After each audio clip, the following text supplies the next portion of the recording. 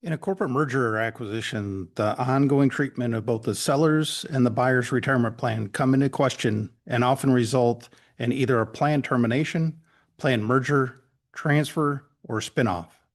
The purpose of this module is to familiarize plan fiduciaries with the significant plan transactions and legal requirements particular to each type of transaction.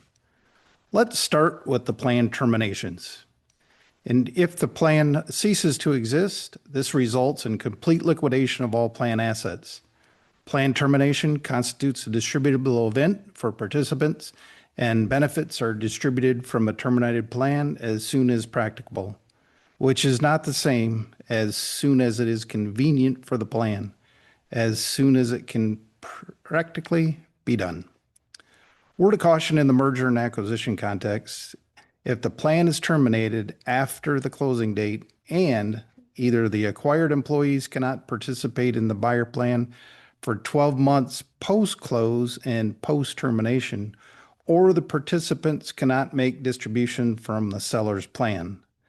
So either they cannot participate in a new plan for 12 months, or they cannot take distribution from the seller's plans. And these two actions, typically in many people's consideration, defeats the purpose of terminating a plan. Terminating a plan, but nobody can get their money and they can't participate. Not necessarily the best option in terms of participant convenience, putting it that way. As we'll talk about later, it is the best option in terms of fiduciary liability exposure for the acquiring company. Requirements to terminate a defined contribution plan. The plan sponsor must take formal employer action in the form of either a corporate resolution. In the case of a limited partnership, a meeting of the partners that becomes documented or notification to the trustee in writing is required to terminate the plan.